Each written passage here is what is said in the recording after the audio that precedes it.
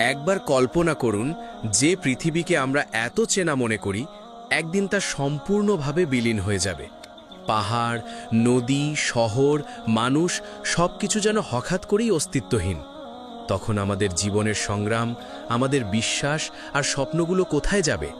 এই প্রশ্ন মানুষের হৃদয়ে যুগ যুগ ধরে আলোড়ন তুলেছে। আজ আমরা জানার চেষ্টা করব, সবকিছু শেষ হয়ে যাওয়ার পর আল্লাহ কি করবেন। এই প্রশ্ন নিছক কৌতূহল নয়, বরং মানুষের অন্তরের গভীর তৃষ্ণা। কারণ আমরা সবাই জানি এই দুনিয়া চিরস্থায়ী নয়, জীবন ক্ষণস্থায়ী, সময় সীমাবদ্ধ, সম্পদ ও সৌন্দর্য অস্থির। কিয়ামতের দিনে এই গোটা পৃথিবী ধ্বংস হয়ে যাবে। কোরআনে আল্লাহ স্পষ্ট করে বলেন, পৃথিবীতে যা কিছু আছে সবই ধ্বংস হবে, কেবল তোমার প্রতিপালকের সত্তাই চিরস্থায়ী থাকবে।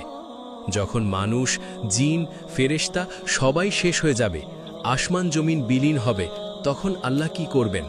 তিনি কি আবার নতুন কিছু সৃষ্টি করবেন? নতুন কোনো জগৎ, নতুন কোনো সৃষ্টি যাদের আমরা কখনো কল্পনাও করিনি? ইসলাম কখনো প্রশ্নকে দমিয়ে রাখে না, বরং কোরআনের বহু আয়াতে এসব বিষয়ে গভীর ইঙ্গিত দেওয়া হয়েছে। মানুষ আদিকাল থেকেই জানতে চেয়েছে আমাদের সৃষ্টি করার কারণ কি। কোরআনে আল্লাহ এর সুস্পষ্ট উত্তর দিয়েছেন। তিনি জিন ও মানুষকে সৃষ্টি করেছেন শুধুমাত্র তার ইবাদতের জন্য।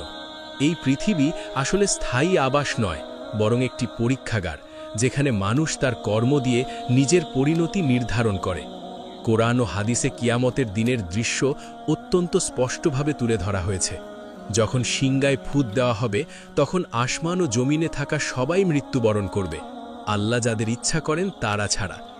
পাহাড় পরিণত হবে ধুলায়, নদী শুকিয়ে যাবে, সমুদ্র আগুনের মতো উত্তাল হবে। এই ধ্বংস কোনো অর্থহীন ঘটনা নয়, এটি আল্লাহর ন্যায় বিচারের সূচনা।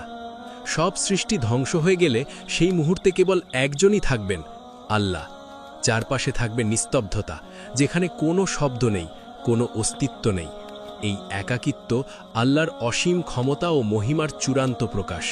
কোরআন আমাদের জানিয়ে দেয়, সবকিছু শেষ হলেও আল্লাহ কখনো শেষ হন না। ধ্বংসের পর আল্লাহ আবার নতুন আসমান ও নতুন জমিন সৃষ্টি করবেন। কোরআনে বলা হয়েছে, সেদিন বর্তমান আসমান জমিন পরিবর্তিত হয়ে যাবে এবং নতুন এক সৃষ্টি ব্যবস্থা প্রতিষ্ঠিত হবে। এই নতুন জগৎ হবে চিরস্থায়ী, যেখানে থাকবে ন্যায়, শান্তি এবং আল্লাহর পূর্ণ কর্তৃত্ব।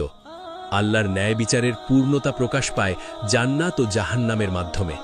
জান্নাত হল চিরস্থায়ী শান্তির স্থান, যেখানে ঈমানদাররা আল্লাহর নৈকট্য লাভ করবে। আর জাহান্নাম হল সতর্ক বার্তা, যেখানে অবাধ্যতার পরিণতি প্রকাশ পাবে। এটাই আল্লাহর সুবিচারের চূড়ান্ত রূপ। সবকিছু ধ্বংসের পর আল্লাহ কি আবার নতুন কোনো সৃষ্টি আনবেন? এই বিষয়ে আলেমদের মধ্যে ভিন্ন মত রয়েছে। কেউ বলেন জান্নাত ও জাহান্নামের মাধ্যমেই সব উদ্দেশ্য পূর্ণ হবে। অন্যরা বলেন আল্লাহ চাইলে নতুন সৃষ্টি আনতে পারেন, কারণ তার সৃষ্টিশীলতার কোনো সীমা নেই। হাদিসে ইঙ্গিত পাওয়া যায়, আল্লাহ প্রতিনিয়ত এমন সৃষ্টি করেন যা মানুষের জ্ঞানের বাইরে। আল্লাহ খালিক, চিরন্তন সৃষ্টিকর্তা।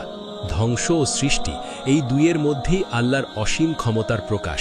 কোরআনে আল্লাহ বলেন, তিনি এমন অনেক কিছু সৃষ্টি করেছেন যা মানুষ এখনও জানে না। এই সত্য আমাদের সীমাবদ্ধ চিন্তাকে চ্যালেঞ্জ করে। এই বিশাল মহাজাগতিক বাস্তবতা আমাদের শেখায়, মানুষ ক্ষুদ্র কিন্তু আল্লাহ অসীম। ধ্বংস মানে শেষ নয়, বরং এটি নতুন এক অনন্ত অধ্যায়ের সূচনা। আমাদের জীবনের প্রতিটি কাজ একদিন আল্লাহর ন্যায় বিচারের সামনে হাজির হবে। সুতরাং মানুষের প্রকৃত সফলতা একটাই, আল্লাহর সন্তুষ্টি অর্জন করা।